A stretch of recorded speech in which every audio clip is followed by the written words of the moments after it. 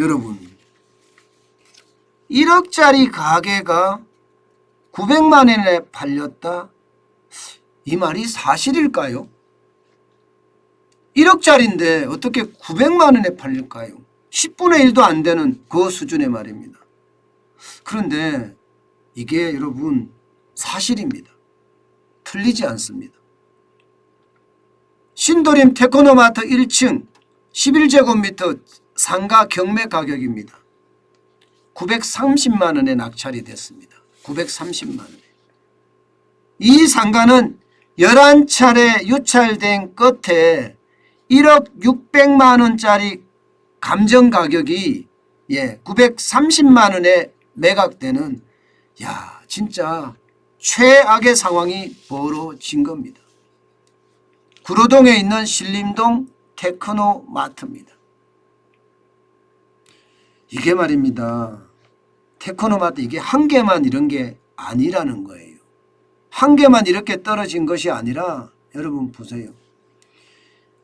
같은 구로동의 신림동 테크노마트 지하 1층의 전용 10제곱미터입니다. 감정가는 9천만 원인데 매각가는 833만 원입니다.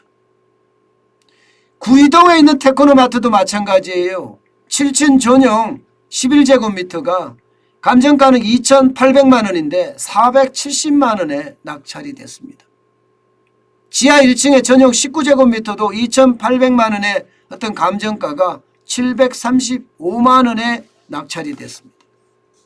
이게 대부분 말입니다.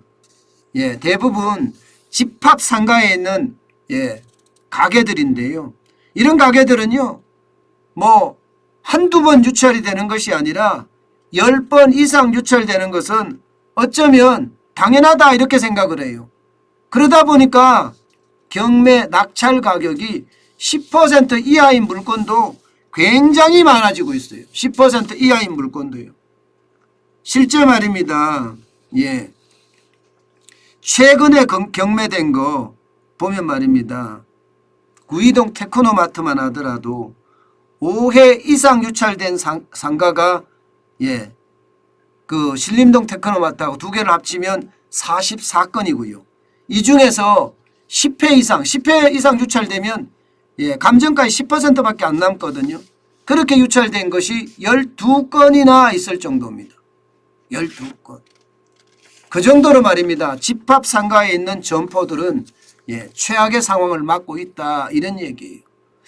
이게 여러분 2000년대까지만 하더라도 굿모닝 시티라든가 구이동의 테크노마트 이런 가게들 굉장히 인기를 끌었거든요. 그런데 온라인이 활성화되면서요. 이런 가게들이 확 죽었습니다.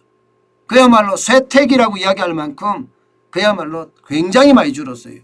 이게 코로나19가 터지면서 말입니다. 더 비축되는 직격탄을 맞은 거죠. 그만큼 말입니다. 가게의 어떤 가격이 지금 장난 아니게 떨어지고 있습니다. 게다가 말입니다. 집합 상가에 가보면 공실이 많아요. 구이동 테크노마트도 제가 있는 곳에서 얼마 안 되거든요. 가보면 공실 되게 많습니다. 저도 관심이 있어서 제가 실제 가봤거든요. 실제 가보니까 거기는 이런 게 있더라고요. 집합 상가는요. 업종 제한이 있습니다. 예를 들어서 제가 그때 한번 가려고 생각했던 게 오미래 소고기 국밥을 한번 다시 시연을 한번 해보자. 그래서 거기 가서 하면 어떻게 했느냐 했는데 거기서는 국밥은 안 된다고 하더라고요. 집합 금지 업종이죠. 만약에 말입니다. 만약에 이게 투자로서의 가치가 있다고 하면 공실이 많으면 안 되거든요. 그런데 공실이 많으니까 여기에 대한 부담감도 있더라. 집합 제한 업종에 대한 것도 있지만 공실에 대한 부담감도 있더라. 이렇게 지금 분석이 되고 있습니다. 만약에 말입니다. 여러분 이렇게 10%에 살 수 있다고 하니까 여러분들이 진짜 관심을 가진다면요. 저는 그런 이야기를 해주고 싶습니다. 그런 얘기를. 어떤 얘기냐. 내가 꼭 필요하다. 꼭 필요하다. 그러면 아주 낮은 가격에 내 상가를 가질 수가 있잖아요. 그런데 내가 꼭 필요할 때는 내가 뭐를 해야 됩니다. 내가 뭐를 해야 돼요. 거기는 내가 거기 가서 뭘 하지 않으면요. 기본적으로는 관리비라는 게 나갑니다. 관리비가 수십만 원씩 나가요. 적지 않습니다. 예, 구이동 테크노마트만 해도 적지 않거든요. 이거 내가 뭐를 해야 된다는 생각으로 접근을 하면 예, 이게 관리비의 부담이 그만큼 줄어들잖아요. 이런 생각을 하나 가져가고요. 또 있습니다. 업종 제한을 반드시 봐야 돼. 업종 제한. 그리고 관리비가 밀린 게 많은 데가 있어요.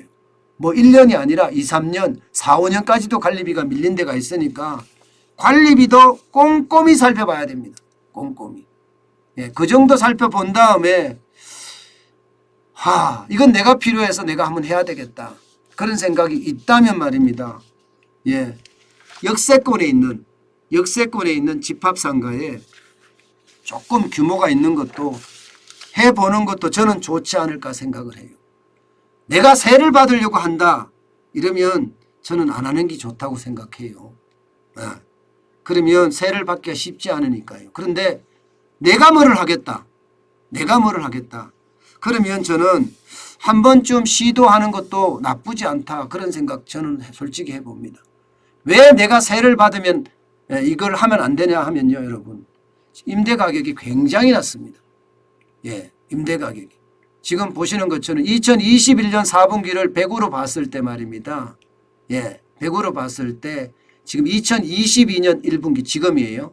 99.1이에요. 임대 가격 지수가 떨어지기 때문에 그만큼 임대로 들어오는 사람이 없어요. 오죽했으면 집합상가에서는요. 관리비만 내고 상가 쓰세요. 이렇게 이야기하는 사람들도 있거든요. 예, 그렇기 때문에 예, 내가 사서 임대 수익률을 내겠다. 이거는 안 하는 게 좋고요. 내가 여기에서 뭘 한번 해보겠다. 예, 그런 생각이 있으면 이거 굉장히 낮은 가격에 내 가게를 가지는 거니까 한 번쯤 해보는 것도 저는 나쁘지 않다. 예, 그렇게 말씀드리겠습니다.